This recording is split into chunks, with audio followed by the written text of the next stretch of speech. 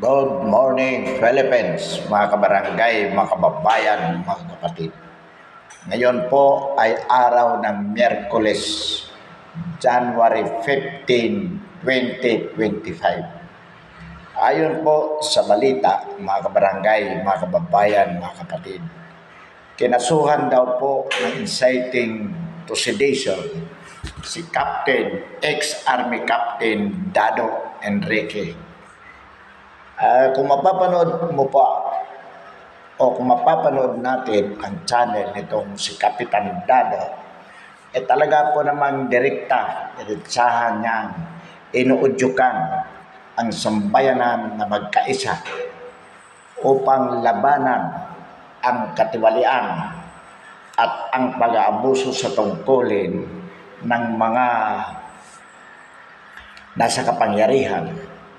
Ngayon po, ito pong pagsasampa ng kaso laban sa kanya ay this is an attempt on the part of the government to silence the people directly criticizing the incompetence, the corruption, and the abuses of those in the government.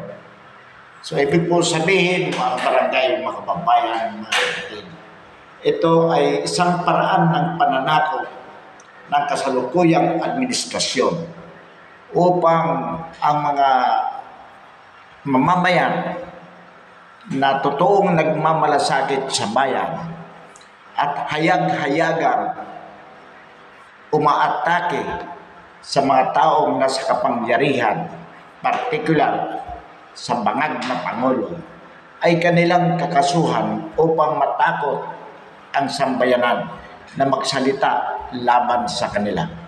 Nakakatakot po ito, mga kabarangay, mga kababayan, mga kapatid. Sapagkat kung tayo po ay magpapatinag sa ganitong pananakot ng mga tiwaling opisyal ng ating bayan, wala pong patutunguhan itong ating bansa kundi tiyak na kapahamakan.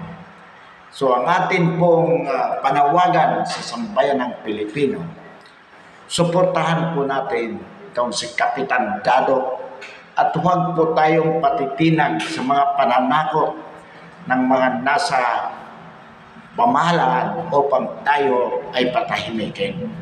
Mga kabarangay, mga kababayan, mga kapatid, ito po ang panahon upang tayo ay manindigan. Kapag may nakikita po tayong paninikil laban sa sinuman na nagtatanggol sa karapatan ng sambayan ng Pilipino, dapat po ay ating suportahan. At ang kanyang laban ay akuin po natin na laban din natin.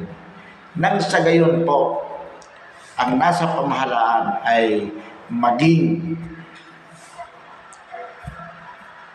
responsable at gampanan ang kanilang tungkulin bilang mga lingkod bayan.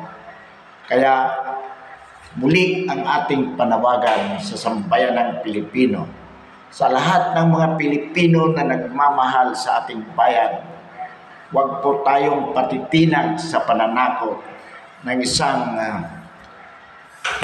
mapanikil na administrasyon katulad po ng kasalukuyan. Itong mga pulis katulad ni Brigadier General Torre na siyang nagsampa po ng kaso laban kay Kapitan Dado, nagpapakita lang po na siya ay talagang berdugo ng kasalukuyang administrasyon upang sikilin ang lahat ng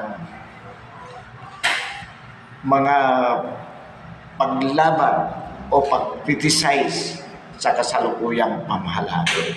Actually po, itong si General Torre, ito po ang sumalakay sa KOJC compound sa Davao City.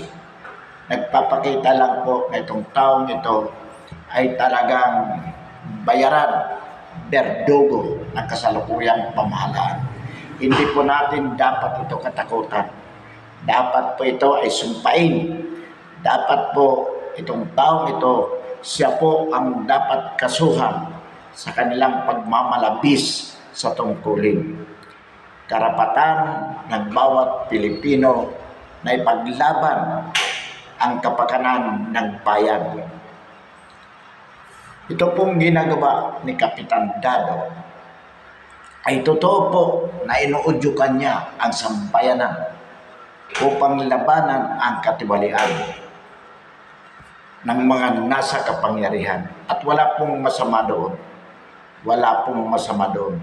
It is our right to tell the people to stand and fight against the corrupt, the abusive, and the incompetent public officials. Tayo po ay nasa demokrasya. Isang demokratikong lipunan na kung saan karapatan natin sa ilalim ng saligang batas ang ipagtanggol ang ating kapakanan, ang kapakanan ng sambayanan laban sa mapang-api, laban sa walang kakayahang manunungkulan, at lalong dapat labanan ang isang bangag na Pangulo.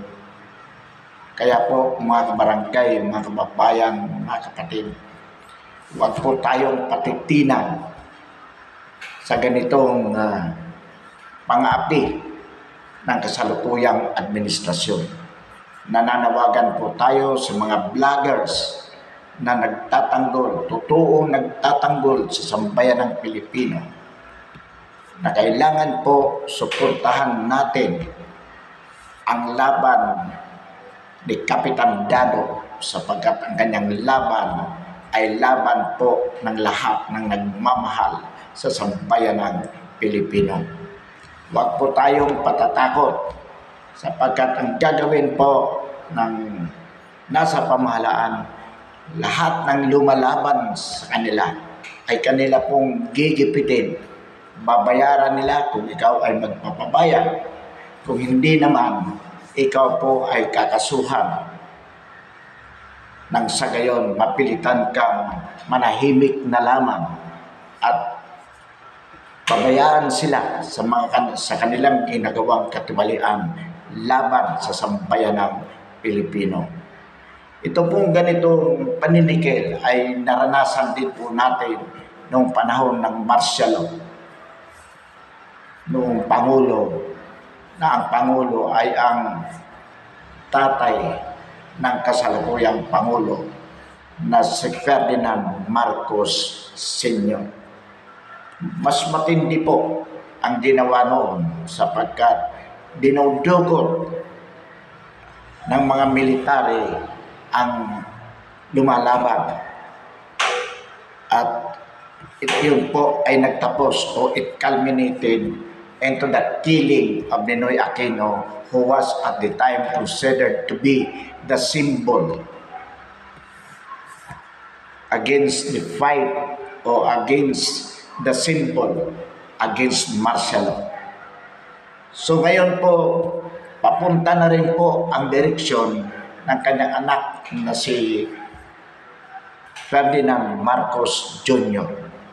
At dahil po sa pera, sa pamamagitan ni Lisa Araneta Marcos, na siyang tunay na nagmamaniobra sa Malacanang, kanila pong sinusuhulan, lalong-lalo na po itong mga pulis na kaya nilang suhulan, katulad po ni Marbel, Chief of the PNP, itong Setore na Chief ng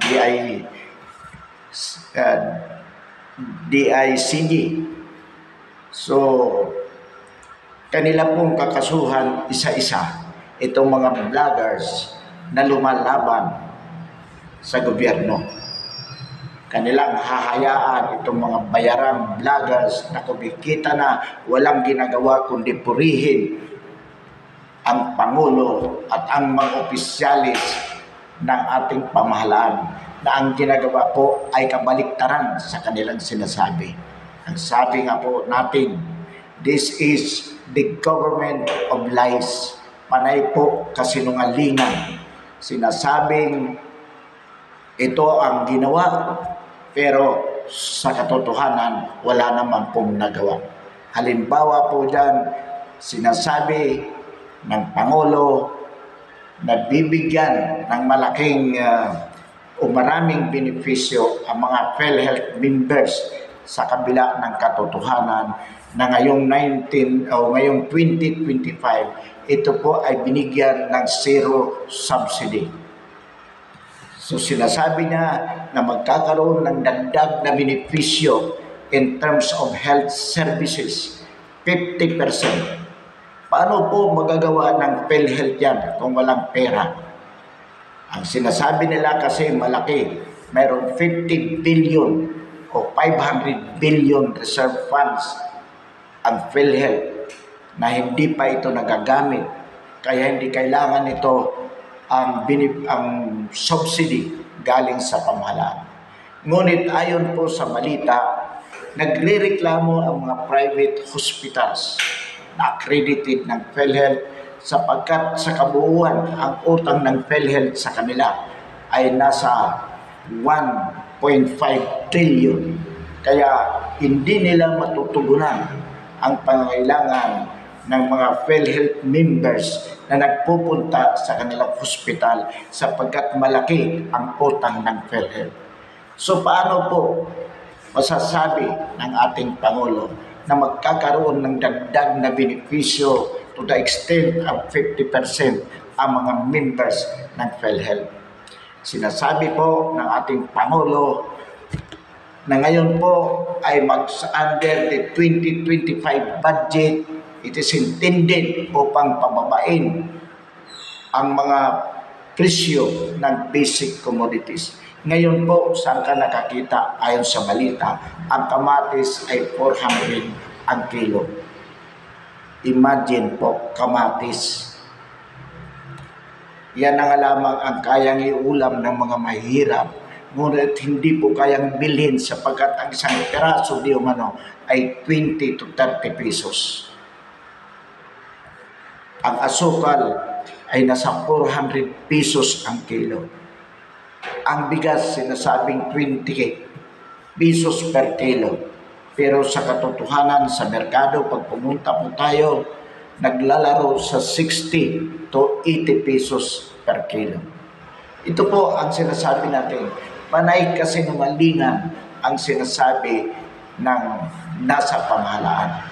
Sinasabi na tumaas ang rating. Ayon sa mga survey, tumaas ang rating ng Pangulo to the extent of 65%. Yung kay BP Sara bumaba hanggang 45%. Samantalang ang nararamdaman ng taong bayan ay bagsak ang kanyang performance. Ang performance ng ating Pangulo, maraming galit sa kanya sapagkat lumalala ang kahirapan sa kanyang panunungkulan. So ano ibig ko sabihin yan? Ang ibig sabihin itong mga service na ito ay binayaran upang mag-reflect na gusto siya ng sambayan ng Pilipino. Sinasabi niya na ayaw niya ng impeachment laban sa Vice Presidente.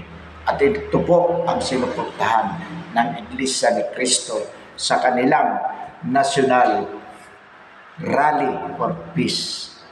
Pero patuloy ang Kamara sa pagkilos laban sa impeachment. Ano po ang ibig sabihin niyan? Habang sinasabi ng bangag na Pangulo na hindi niya nais ma-impeach ang Vice Presidente, pailalim naman niya binibigyan ng instruction si Martin Romualdez na kanyang pinsang buo na siyang Speaker of the House na ituloy